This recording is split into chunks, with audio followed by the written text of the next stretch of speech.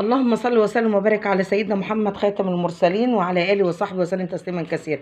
النهارده يا حبايبي انا اتطلب مني اعمل اكل يتاكل بعيش، ولا رز ولا مكرونه، فعملت النهارده حبه سلطه صغننين خالص، وهعمل بيض شكشوكه ان شاء الله، وهعمل بطاطس مسلوقه محمره باللون الذهبي الجميل اللي انتوا شايفينه ده. تعالوا بقى نخش الحلقه ونشوف عملنا الاكل ده ازاي. واللهم احسن ما بين ايدينا، واللهم اجعله شاهدا لنا يوم القيامه.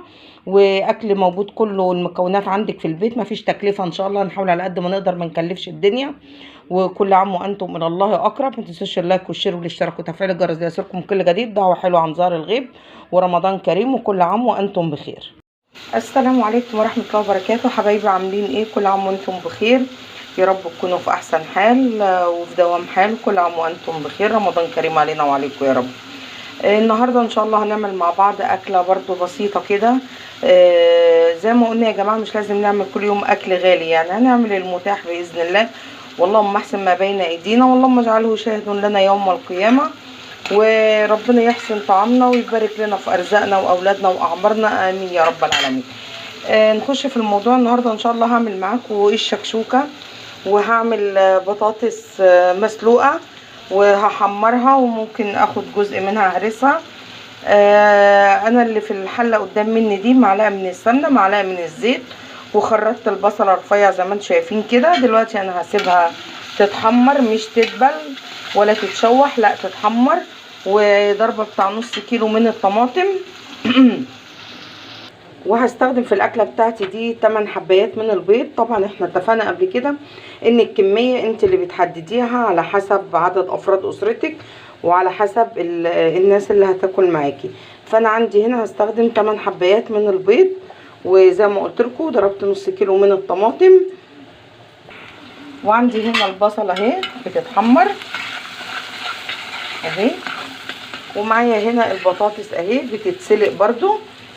اول ما البصله تتحمر ان شاء الله وانزل بالطماطم هرجع لكم تاني ونشوف هنعمل الشكشوكه بتاعتنا والاكل بتاع النهارده ازاي. وصلوا على رسول الله، وحدوا الله، قولوا لا اله الا الله، اللهم احسن ما بين ايدينا، اللهم اجعلها سخاء رخاء وسائر بلاد المسلمين يا رب. وربنا يفك علينا وعليكم وعلى امه الاسلام اجمعين يا رب. هخلص البصله وانزل بالطماطم وارجع لكم تاني يا حبايبي. حبايبي ادي البصله بتاعتي خدت اللون الحلو الجميل ده. انا مش عايزاها اكتر من كده عشان برضو ايه ما تتعبش صدرنا انا والاولاد. ودلوقتي هسمي الله، هنزل بالطماطم بسم الله. الطماطم دي وده اختياري يعني، معلش يا حبايبي بعتذر لكم. الطماطم هي نازله يعني طشطشت كده في الكاميرا.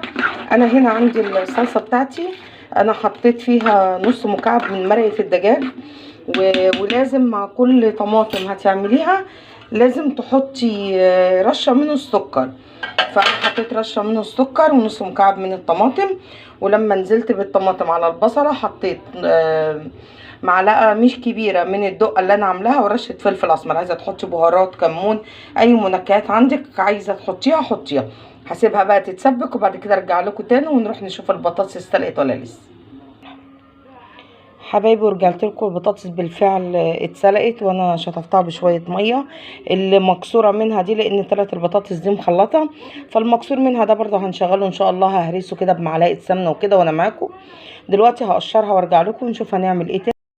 رجعت لكم وادي بعد الصلصه ما اتسبكت. هو بس في حاجه انا مش عارفه هي عندنا وفي كل مكان ولا عندي انا بس، مش عارفه. بقالي كام يوم باجي اعمل الطماطم بحس ان مهما تضربيها في الخلاط اللحم بتاعها بيبقى تخين قوي. مش عارفه بقى ده عندنا احنا في منطقتنا بس ولا ايه، ما علينا. دلوقتي هي اتسبكت، انا هزود شويه ميه بسم الله. بتزودي شويه من الميه كده، ما تكونش كتير قوي برضو، وتسيبيها تغلي بقى. وبعد كده تكوني مكسره البيض في طبق تاني، واول ما تغلي تنزلي بالبيض. وادي عندي الزيت اهو اللي انا هحمر فيه البطاطس. وادي البطاطس يا جماعه بعد ما اتسلقت واتقشرت بقى شكلها جميل جدا. وهو ده بس اللي اتهدر منها شويه صغيرين، عشان زي ما قلت لكم هي كانت عفوا مخلطه بس مش اكتر يعني. وهي دي حبه الزيت يا جماعه اللي انا بستخدمهم، يعني انا ما بهدرش زيت كتير ولا حاجه يعني. وبعدين بعمل فيه كذا حاجه، يعني ممكن اعمل منه مثلا هقلي فيه طعميه بالليل للسحور، هقلي فيه بطاطس بالليل للسحور.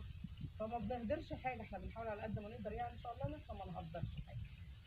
دلوقتي بقى هروح اكسر البيض في طبق تاني على ما الصلصه بتاعته تغلي واسلق البطاطس. ورجعت لكم يا حبايبي، وكده الميه عندي ابتدت تغلي، وادي ال8 حبايات البيض اللي انا قلت عليهم. بسم الله هنزل بيهم كده بس مش جنب بعض. في ناس بقى بتضربه وبتعمله زي الاومليت كده، وفي ناس يعني زي ما انا عملت كده بتنزله يعني حبايه حبايه، وبعد ما بيستوي بتطلع الحبايه بحبايتها. وانا بس محتاجه ازود شويه صغيرين بس من الميه كده عشان حاسه ان هي تقلت قوي.